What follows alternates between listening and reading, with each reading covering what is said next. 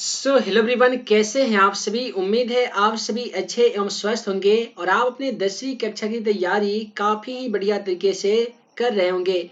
तो फाइनली आज की इस वीडियो में हम लोग पढ़ने जा रहे हैं 10वीं कक्षा के मैथमेटिक्स का मॉडल पेपर का सॉल्यूशन। हालांकि इस मैथमेटिक्स के मॉडल पेपर में पूरे 1 से लेकर 100 तक के ऑब्जेक्टिव क्वेश्चन दिए गए हैं, जिनमें से केवल 50 ऑब्जेक्टिव क्वेश्चनों का आंसर आप सभी को OMR शीट में रंगना होगा। तो चले फ्रेंड्स, बिना समय गवाए बारी बारी से तमाम क्वेश्चनों का सलूशन देख लेते हैं, जो कि आपके मैट्रिक के बोर्ड परीक्षा के लिए काफी इंपोर्टेंट है। इससे पहले यार वीडियो को लाइक नहीं किए होंगे तो जल्दी से वीडियो को लाइक करने के साथ चैनल पे नए होंगे तो चैनल को सब्सक्राइब कर लीजिए, ताकि ऐसे ही आने वाली हर इंपोर्टेंट क्वेश्चन का वीडियो आप सभी को मिल सके। तो चलिए फ्रेंड्स, बिना समय गवाए पहला क्वेश्चन का आंसर देख लेते हैं। पहला सवाल कहता है कि 92/115 का सरलतम रूप क्या होगा। पहला ऑप्शन में दिया गया 46/23, ऑप्शन बी में दिया गया 4/3, ऑप्शन सी में दिया गया 3/5 और ऑप्शन डी में दिया गया है 3/4। तो जैसा कि आप सभी को मालूम होगा कि हमारा वीडियो सीरीज का पहला क्वेश्चन के जवाब आप सभी को वीडियो के नीचे जाकर कमेंट बॉक्स में इसका सही जवाब लिखना होता है। तो क्वेश्चन नंबर 1 का क्या सही जवाब होगा, आप जल्दी से वीडियो के नीचे चले जाइए और कमेंट बॉक्स में जाकर आप क्वेश्चन नंबर 1 का सही जवाब लिख सकते हैं। उसके बाद में अगला सवाल क्वेश्चन 2 को देखिए कि दो परिमेय संख्याओं के बीच कितनी परिमेय संख्या हो सकती है। परिमेय संख्या किसे कहते हैं, तो वैसी संख्या जिसे हम p/q के रूप में लिख सकते हैं और q का मान 0 के मान के बराबर भी नहीं हो, ऐसे तमाम संख्याओं को हम लोग परिमेय संख्या कहते हैं। तो मान लेते हैं 1/2 एक परिमेय संख्या है और 3/2 भी एक परिमेय संख्या है। तो ये दो परिमेय संख्या के बीच में हम अनगिनत परिमेय संख्या लिख सकते हैं, इसलिए क्वेश्चन का सही जवाब हमारा ऑप्शन डी हो जाएगा, अनंत। उसके बाद में अगला सवाल क्वेश्चन 3 को देखिए कि निम्नलिखित में किसका दशमलव प्रसार शांत होगा। सबसे पहले जानिए कि शांत होने का क्या टर्म कंडीशन है। तो किसी भी संख्याओं का दशमलव प्रसार शांत होने के लिए उसके हर के अभाज्य खंड में 2n इंटू 5m होना आवश्यक होता है। यानी कोई भी संख्या कब शांत होगा, जब उसके हर के गुणनखंड में 2 होगा या 5 होगा या दोनों में से कोई एक संख्या होगा या दोनों होगा। पहला ऑप्शन चलिएगा तो 88 दिया गया है हर में, और 88 का गुणनखंड कीजिएगा तो 11 8 88। यहाँ पे 11 आने के कारण ये शांत नहीं हो सकता है। यहाँ पे देख लीजिए 210 का गुणनखंड कीजिएगा तो 2 5 के अलावा कोई अन्य संख्या आने वाला है, इसीलिए अभाज्य ये शांत नहीं हो सकता है। ऑप्शन सी में देखिएगा तो 15/1600 दिया गया है और 1600 का यदि आप गुणनखंड करते हैं तो केवल हमें 2 प्राप्त होगा, जो कि शांत दशमलव होगा। इसलिए क्वेश्चन का सही जवाब ऑप्शन सी हो जाएगा, 15/1600। उसके बाद में अगला सवाल क्वेश्चन 4 को देखिए कि बहुपद dy² + by + a के शून्यकों का गुणनफल क्या होगा। आप सभी को बताया जाता है कि शून्यकों का गुणनफल अल्फा इंटू बीटा बराबर c/a होता है। तो यहाँ पे c का मान की बात करें तो a दिया गया है, तो आप यहाँ पे a लिखेंगे। उसके बाद में हमें चाहिए a का मान। दोस्तों a का मान d दिया गया है। इस प्रकार से क्वेश्चन का सही जवाब a/d होगा, जो कि ऑप्शन डी में है, अतः क्वेश्चन का सही जवाब ऑप्शन डी होगा। उसके बाद में अगला सवाल क्वेश्चन नंबर 5 को देखिए। क्वेश्चन 5 कहता है कि √18 का परिमेयीकरण गुणांक क्या होगा। तो √18 का यदि आप परिमेयीकरण करेंगे तो यहाँ पे इसके नीचे 1 छिपा होगा। परिमेयीकरण करने के लिए √18 से गुना और √18 से भाग करना होगा। √18 में √18 से यदि आप गुना करते हैं तो दोस्तों ये 18 हो जाएगा। √18 में यदि आप 1 से गुना करते हैं तो √18 होगा। फिर से हमें मल्टीप्लिकेशन करना होगा √18 और √18 से। अब यहाँ पे क्या होने वाला है कि 18 में √18 से गुना करेंगे तो ये 18 √18 हो जाएगा। √18 में √18 से गुना कर देंगे तो ये हमारा 18 हो जाएगा। 18 से 18 कर जाएगा तो प्राप्त संख्या √18 होगा, जो कि ऑप्शन डी में है, अतः क्वेश्चन का सही जवाब ऑप्शन डी हो जाएगा। इस क्वेश्चन का सॉल्यूशन करने से हमें एक चीज मालूम चलता है कि कोई भी अभाज्य संख्या अगर रूट में हो, जैसे सॉरी अपरिमेय संख्या हो, जैसे √3 हो, √5, √7 और ऐसे संख्याओं का परिमेयीकरण गुणांक आपसे पूछा जाए तो जितना क्वेश्चन दिया जाता है उतना ही क्वेश्चन का सही जवाब आ जाता है। उसके बाद में अगला सवाल क्वेश्चन नंबर 6 को देखिए कि सबसे छोटी अभाज्य संख्या कौन सी होती है। सबसे पहले जानिए अभाज्य संख्या किसे कहते हैं। तो वैसी संख्या जो स्वयं तथा 1 से विभाजित होती है, ऐसे तमाम संख्याओं को हम लोग आभास संख्या कहते हैं। जैसे 2 हो गया, 3 हो गया, 5 हो गया, 7 हो गया इत्यादि, ये सभी के सभी आभास संख्या होती है। लेकिन हमसे ये पूछा गया है कि सबसे छोटी आभास संख्या कौन सी होती है, तो आभास संख्या की शुरुआत 2 से होती है, अतः सबसे छोटी आभास संख्या 2 होगा। अगला सवाल क्वेश्चन नंबर 7 को देखिए। क्वेश्चन नंबर 7 कहता है यदि a बराबर बी क्यू प्लस आर, जहाँ a और b धनात्मक पूर्णांक है, तो यहाँ पे कौन ऐसा ऑप्शन है जो सत्य होगा। सबसे पहले a और b दो हम लोग धनात्मक संख्या ले लेते हैं, एग्जाम्पल के तौर पे 2 और 4 ले लेते हैं। तो यहाँ पे क्या होगा कि इसका यदि हम एचसीएफ ज्ञात करेंगे तो 2 दूनी यहाँ पे 4 लगा देंगे तो ये शेषफल 0 आएगा। तो ये आपका होता है a, ये b होता है, ये आपका r होता है, ये q होता है। तो यहाँ पे एक चीज आपको मालूम चल रहा है कि कभी भी भाज्य का जो मान होता है, a का जो मान होता है, वो r के मान से हमेशा बड़ा होता है। तो यहाँ पे दिया गया कि r का मान b के मान से बड़ा होगा, तो बिल्कुल नहीं होगा, क्योंकि छोटा होगा। तो ऑप्शन सी को देख लीजिए, r का जो मान है यानी शेषफल का जो मान है वो भाज्य के मान से छोटा होता है, जो कि ऑप्शन सी में है। अतः क्वेश्चन का सही जवाब ऑप्शन सी हो जाएगा। इसके बाद में अगला सवाल क्वेश्चन 8 हमारा कहता है निम्नलिखित में से कौन सी परिमेय संख्या है। सबसे पहले परिमेय संख्या का परिभाषा जानिए। वैसी संख्या जिसे हम p बटा q के रूप में लिख सकते हैं और q का मान 0 के मान के बराबर भी नहीं हो, ऐसे तमाम संख्याओं को हम लोग परिमेय संख्या कहते हैं। पहला में 4 रूट अंडर 3 दिया गया है, जो कि अपरिमेय संख्या है। रूट अंडर 7 अपरिमेय संख्या है, साथ ही रूट अंडर 8 भी एक अपरिमेय संख्या है। ऑप्शन डी में देखिएगा तो रूट अंडर 5 से रूट अंडर 5 कट जाएगा, प्राप्त संख्या 6 होगा, जो कि एक परिमेय संख्या है। अतः क्वेश्चन का सही जवाब ऑप्शन डी हो जाएगा। और इसके बाद में इसी प्रकार से अगला सवाल क्वेश्चन नंबर 9 को देखिए। तो दोस्तों क्वेश्चन नंबर 9 यहाँ पे कहता है कि द्विघात बहुपद x square plus 12x plus 35 का शून्यक क्या होगा। शून्यक धनात्मक होगा, ऋणात्मक होगा, या दोनों बराबर होगा, या इनमें से कोई नहीं होगा। तो इसका सॉल्यूशन करने के लिए सबसे पहले समीकरण को हम लोग सॉल्व करेंगे। तो देखिए एक्स स्क्वायर और 35 में गुना कीजिएगा तो आपका 35 ही होगा, और बीच में है प्लस 12। तो 12 को दो ऐसे संख्याओं में हमें बांट देना है कि गुना करेंगे तो प्लस 35 आना चाहिए, जोड़ेंगे या घटाएंगे तो प्लस 12 आ जाना चाहिए। तो ऐसा करते हैं, एक्स स्क्वायर प्लस में कर देते हैं 7x, प्लस में कर देते हैं 5x। इससे क्या होगा कि 7 5 12 हो जाएगा, और 7 5 35 भी हो जाएगा। प्लस 35 को सेम टू सेम लिख दीजिए। दोनों में हमारा x कॉमन मिल रहा है, तो x को कॉमन करेंगे तो यहाँ पे x प्लस 7 हो जाएगा। दोस्तों यहाँ पे अब हम लोग क्या करेंगे, यहाँ पे x प्लस 7 लिख दिए हैं, यहाँ से हम प्लस 5 को कॉमन कर लेते हैं, तो यहाँ पे x प्लस 7 5 35, यहाँ पे भी x प्लस 7 होगा। अब ये दोनों संख्याओं को हमें एक साथ लिखना होगा, यानी x प्लस 5 को एक साथ, और x प्लस 7 दोनों में उभयनिष्ठ है, तो x प्लस 7 लिख देंगे। अब आप सभी को मैथमेटिक्स का नियम मालूम होगा कि कोई भी संख्या प्लस में हो बराबर की उधर जाकर वो माइनस में हो जाती है, यानी x प्लस 5 बराबर 0, तो x बराबर -5 हो जाएगा। उसी प्रकार से x बराबर ये -7 हो जाएगा। तो यहाँ पे आप देख पा रहे हैं कि दोनों को दोनों माइनस में आया है, यानी दोनों को दोनों ऋणात्मक संख्या होगा, जो कि ऑप्शन बी में है। अतः क्वेश्चन का सही जवाब ऑप्शन बी हो जाएगा। क्वेश्चन नंबर 10 कहता है निम्नलिखित में से कौन सी अपरिमेय संख्या है। पहला ऑप्शन चलिएगा तो रूट अंडर 21 दिया गया है, और रूट अंडर 121 का वर्गमूल 11 होता है, जो कि परिमेय संख्या है। तो पहला ऑप्शन गलत हो गया। ऑप्शन बी में दिया गया रूट अंडर 196, और 196 का वर्गमूल 14 होता है, जो कि परिमेय संख्या है। डी में दिया गया 289 का वर्गमूल 17 होता है, जो कि परिमेय संख्या है। लेकिन ऑप्शन सी में यदि आप देखेंगे तो रूट अंडर 27 का कोई भी वर्गमूल नहीं होता है, इसलिए क्वेश्चन का सही ऑप्शन सी होगा, रूट अंडर 27 एक अपरिमेय संख्या है। और इसके बाद में क्वेश्चन 11 को देखिए कि बहुपद 5y² - 25 के शून्य क्या हो जाएगा। तो यहाँ पे क्या कीजिएगा कि 5y² और ये जो -25 दिया गया है बराबर की ओर जाकर ये +25 हो जाएगा। यदि आप y² बराबर यहाँ पे 25 लिखते हैं तो 5 जो गुना में दिखाई दे रहा है बराबर की ओर जाकर ये भाग में हो जाएगा, और ये 5 मर्तबे कट जाएगा। y पर से यदि आप स्क्वायर हटा देते हैं तो 5 पे प्लस माइनस में रूट आ जाएगा। इससे हमें ये पता चलता है कि y का जो मान होगा वो +√5 और -√5 होगा। ये दोस्तों +√5 और -√5 ऑप्शन सी में दिया गया है। अतः क्वेश्चन का बिल्कुल सही जवाब ऑप्शन सी हो जाएगा।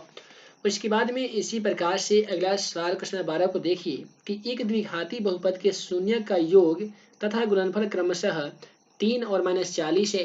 तो द्विघाती बहुपद होगा, सबसे पहले द्विघाती बहुपद का फॉर्मूला जान लीजिए। वो होता है x² माइनस होता है alpha plus beta into x, plus होता है अल्फा इंटू बीटा। तो यहाँ पे हम क्या करेंगे कि x square minus alpha plus beta का जो मान है वो 3 दिया गया है, तो आप यहाँ पे 3 लिखिएगा, गुने एक्स का मान तो एक्स लिखिए, प्लस में है अल्फा इंटू बीटा का मान। तो दोस्तों अल्फा इंटू बीटा का मान -40 है, तो प्लस इंटू -40 आप इस प्रकार से लिख सकते हैं। उसके बाद में कीजिएगा एक्स स्क्वायर माइनस 3x, उसके बाद में प्लस और माइनस मिलकर माइनस हो जाएगा, 40 का 40 बराबर 0। तो दोस्तों x square minus 3x minus 40, x square minus 3x minus 40 option A में दिया गया है, अतः क्वेश्चन का बिल्कुल सही जवाब ऑप्शन ए हो जाएगा। उसके बाद में अगला सवाल क्वेश्चन नंबर 13 को देखिए, कहता है कि युग्म समीकरण x प्लस 2y बराबर 4 तथा 2x प्लस 4y बराबर 8 का हल होगा। तो यहाँ पे इसका कितना हल होगा कैसे जानेंगे, तो सबसे पहले हम लोग याद करेंगे a1 बटा a2। दोस्तों a1 का मान कुछ भी नहीं है तो हम लोग 1 मानेंगे, a2 का मान 2 है तो 2 लिखेंगे। उसके बाद में हम लिखेंगे b1 बटा b2, b1 की मान की बात करें तो 2 दिया गया है तो हम 2 लिखेंगे, b2 का मान 4 दिया गया है, इसे यदि हम कटा देंगे तो 1 बटा 2 हो जाएगा। उसी प्रकार से C1 बटा C2 का मान लिख लेंगे। दोस्तों C1 का मान 4 दे रखा है तो 4 लिखेंगे, C2 का मान 8 है तो 8 लिखेंगे, 4 दूनी 8, यानी इससे भी हम 1 बटा 2 मरतबे कटा सकते हैं। आप सभी को हमेशा फॉर्मूला में आप सभी को हम लगभग 2-3 बार बता दिए होंगे कि यदि a1 बटा a2 बराबर में b1 बटा b2 बराबर में यदि c1 बटा c2 यदि आएगा ना किसी भी युगपत समीकरण का, तो उसका अनंत हल होता है, यानी अनगिनत हल होता है। इसलिए क्वेश्चन नंबर 13 का सही जवाब ऑप्शन डी हो जाएगा, अनगिनत हल।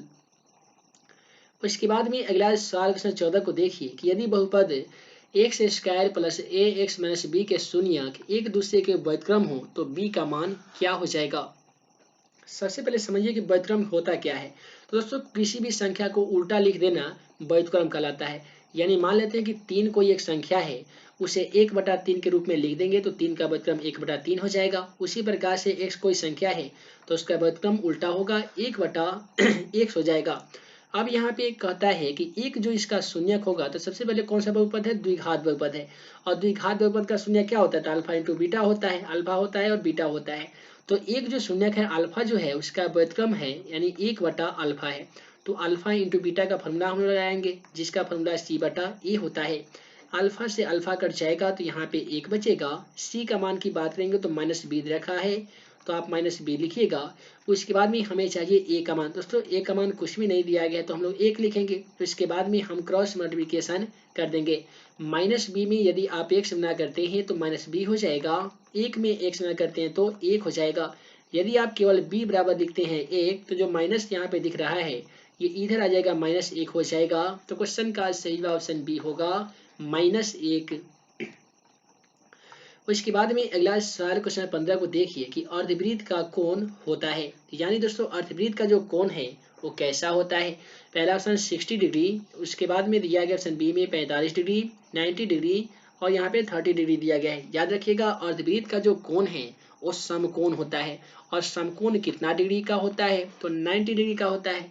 इसलिए क्वेश्चन का सही जवाब ऑप्शन सी हो जाएगा, 90 डिग्री।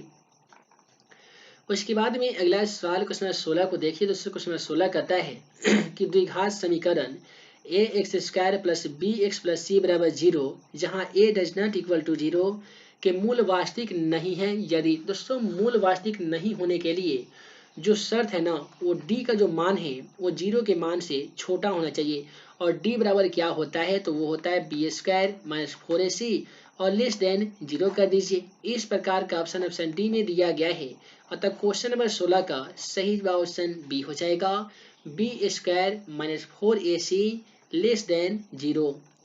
इसके बाद में अगला सवाल क्वेश्चन 17 को देखिए। दोस्तों क्वेश्चन 17 कहता है यदि अल्फा तथा बीटा समीकरण 2x square minus x minus 6 बराबर 0 के मूल हो तो 1/अल्फा प्लस 1/बीटा का मान क्या हो जाएगा। तो सबसे पहले अल्फा इंटू बीटा का एलसीएम ले लीजिए, तो ये अल्फा इंटू बीटा हो जाएगा, ऊपर हो जाएगा अल्फा प्लस बीटा। हम क्या किए हैं, इसका बट्टा का जोड़ बना रहे हैं। अल्फा प्लस बीटा का फॉर्मूला -b/a होता है, तो वहीं पे अल्फा इंटू बीटा का फॉर्मूला c/a होता है। a से a यदि हम कटा देंगे तो प्राप्त जो हमें होगा वो -b/c होगा। तो आइए यहाँ पे लिख लेते हैं -b/c। उसके बाद में हमें फार्मूला का माइनस लिख देंगे, उसके बाद हमें चाहिए b का मान। तो दोस्तों b का मान कुछ भी नहीं है तो हम लोग 1 मानेंगे जो कि ऑलरेडी माइनस में है। उसके बाद में हमें चाहिए सी का मान, तो सी का मान -6 है, तो यहाँ पे -6 लिखेंगे। उसके बाद में क्या हो जाएगा कि माइनस और माइनस ऊपर मिलकर ये +1 हो जाएगा और बट्टा -6 हो जाएगा। तो -1/6 ऑप्शन डी में दिया गया है, अतः क्वेश्चन का जो बिल्कुल सही जवाब होने वाला है वो ऑप्शन डी होगा -1/6। उसके बाद में अगला सवाल क्वेश्चन 15 को देखिए कि समांतर श्रेणी 3, 4, 11, 18 डॉट डॉट का 21वां पद क्या होगा। यहाँ पे आप सभी से 21वां पद पूछा गया है। तो सबसे पहले ए का मान लिख लीजिए। ए का मतलब प्रथम पद, ए का मान 3 है। उसके बाद में हम लोग सार्वंतर ज्ञात करेंगे, यानी दूसरे तथा पहले पदों का अंतर ज्ञात करेंगे। तो A2 - A1 होता है सार्वंतर का फॉर्मूला। A2 का जो मान है वो 4 है, आप यहाँ पे 4 लिख सकते हैं। A1 का मान 3 है, तो आप 3 लिखिएगा। तो कितना हो जाएगा, 4 में से 3 घटेगा तो 1 हो जाएगा। हमें ज्ञात करना है 21वां पद। तो दोस्तों 21वां पद ज्ञात करने का, A21 ज्ञात करने का आसान फॉर्मूला क्या है, तो A + n - 1 गुणे डी है, या आप शॉर्टकट में ज्ञात कीजिएगा तो A + 20D हो जाएगा। यानी जितना भी पद ज्ञात करना हो उतना में से आपको एक घटाकर और लिख देना होता है। आसानी तरीके से आपका क्वेश्चन का सही जवाब आ जाता है। तो दोस्तों हम लोग क्या करेंगे कि यहाँ पर करेंगे A+ उसके बाद में 21 में से A कम करेंगे तो 20D हो जाएगा। यहाँ पे A का मान की बात करेंगे तो 3 दे रखा था, तो हम लोग 3 लिखेंगे +20 गुने, उसके बाद में हमें चाहिए D का मान। तो दोस्तों हालांकि जो D का हम लोग गलती ज्ञात कर लिए हैं, D का जो मान था A2 - A1 करेंगे तो ये 4 और 3 ये आपका 7 हो जाएगा। तो यहाँ पे आपको 7 लिखना होगा, ठीक है, क्योंकि ये -3 था, हम इसे प्लस समझ बैठे थे। तो अब यहाँ पे क्या करेंगे कि 3 + 7 में 3 से 20 में 7 से गुना करेंगे तो 7 दूनी 14, यानी आपका ये 140 हो जाएगा। इसके बाद में ये जो आपका ए का जो मान है वो -3 था, तो यहाँ पे आप माइनस लिखिएगा, ये भी आपका -3 हो जाएगा। -3 + 140 मिलकर कितना हो जाएगा, तो आप कहेंगे सर 137 हो जाएगा, जो कि ऑप्शन डी में है। अतः क्वेश्चन का जो बिल्कुल सही जवाब होने वाला है ऑप्शन डी होगा -137, सॉरी +137।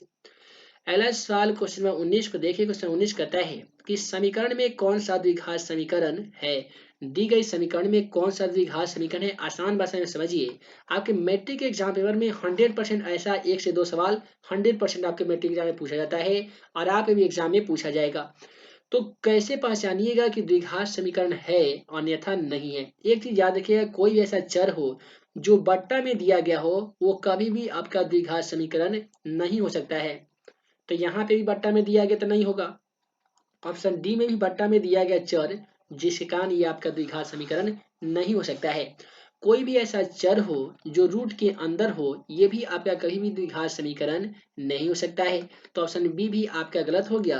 ये 3 ऑप्शन गलत होने के बाद प्राप्त संख्या यहाँ पे ऑप्शन ए जो है आपका करेक्ट सही जवाब हो जाएगा। इसका यदि आप सॉल्यूशन करेंगे तो द्विघात बहुपद का जो व्यापक रूप होता है ax² + bx + c = 0, इस फॉर्मेट में आपका ये आ जाएगा, जो कि आपका द्विघात समीकरण होगा। याद क्या रखना है कि कोई भी चर रूट के अंदर हो बहुपद नहीं होगा, कोई भी चर बट्टा में हो बहुपद नहीं होगा, कोई भी चर के पावर में इस प्रकार से बट्टा दिया गया हो ये भी आपका द्विघात समीकरण नहीं होगा।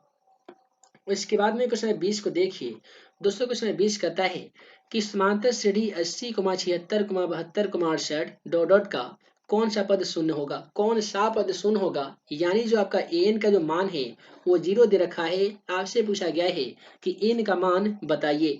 तो दोस्तों सबसे पहले a का मान लिख लेते हैं। a का मतलब प्रथम पद 80 दिया गया है। उसके बाद में हम ज्ञात करेंगे d, और d ज्ञात करने का आसान फॉर्मूला a2 - a1।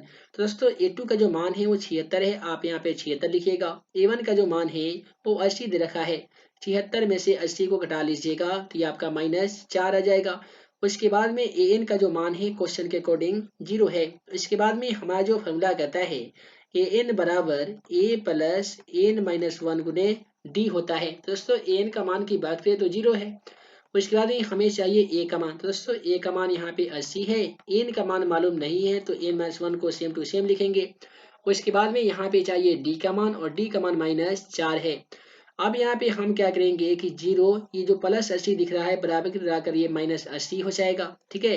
तो यहाँ पे हम -80 इस प्रकार से लिख देंगे। तो यहाँ पे केवल बचेगा n - 1 और गुने बचेगा -4। 0 में से 80 घटाइएगा तो कोई भी परिवर्तन नहीं होगा, -80 का -80 हो जाएगा। यहाँ पे गुना -4 दिख रहा है, बराबर की तरफ जाकर माइनस जो 4 है वो गुना से जाकर भाग में हो जाएगा। उसके बाद में यहाँ पे केवल बचेगा n-1। देखिए माइनस से माइनस कट जाएगा और 20 चौका 80, ये 20 मरतबे कट जाएगा। तो यहाँ पे 20 बराबर n-1 हो गया है। यदि आप n बराबर यहाँ पे 20 लिख लेते हैं तो जो -1 दिख रहा है बराबर कराकर ये +1 हो जाएगा। तो 20 और 1 21 हो जाएगा और यहाँ पे हो जाएगा n, यानी n का जो मान आ गया है वो 21 आ गया है। अतः हम कह सकते हैं कि 21वां जो पद हो जाएगा ना वो शून्य हो जाएगा। तो इस प्रकार से दिए गए क्वेश्चनों को सॉल्यूशन आप आसान तरीके से कर सकते हैं। इसी तरीके से हालांकि इस पीडीएफ में पूरे 1 से लेकर 100 तक के इम्पोर्टेंट क्वेश्चन मौजूद है, जिसका सॉल्यूशन एक वीडियो में यदि हम करेंगे तो वीडियो 1 घंटा से ज़्यादा देर का हो सकता है। जो बहुत सारे छात्र छात्राएं हैं उतनी ज़्यादा देर का वीडियो नहीं देख पाएंगे। तो इसलिए इसका हम लोग 3 पार्ट में वीडियो को कन्वर्ट करेंगे। पहले पार्ट में हम आप सभी को 1 से लेकर 20 तक के क्वेश्चनों का सॉल्यूशन बताए हैं। दूसरे पार्ट में हम लोग कम से कम 20 से लेकर 60 तक के क्वेश्चनों का सॉल्यूशन देखेंगे और तीसरे पार्ट में 60 से लेकर पूरे 100 तक के ऑब्जेक्टिव क्वेश्चनों का सॉल्यूशन देकर इस मॉडल पेपर का खात्मा कर देंगे। उम्मीद है आज के इस वीडियो में जितने भी क्वेश्चनों का सॉल्यूशन आप सभी को बताया गया है वो सभी क्वेश्चन आप सभी को समझ में आ ही गया होगा। समझ में आया हो तो प्लीज यार वीडियो को लाइक कीजिएगा, साथ ही चैनल पे नए होंगे तो चैनल को सब्सक्राइब कीजिएगा। अपने दोस्तों के साथ ज़्यादा से ज़्यादा इस वीडियो को शेयर कीजिए ताकि वो भी इस वीडियो को देखकर ज़्यादा से ज़्यादा नंबर ला सके। तो हम जल्द मिलेंगे ऐसे ही 10वीं कक्षा के तमाम सब्जेक्ट का ऑब्जेक्टिव तथा सब्जेक्टिव क्वेश्चनों का वीवीआई इंपोर्टेंट क्वेश्चन के वीडियो लेक्चर के साथ। तब तक के लिए आप तमाम छात्रों को वीडियो देखने के लिए बहुत बहुत धन्यवाद।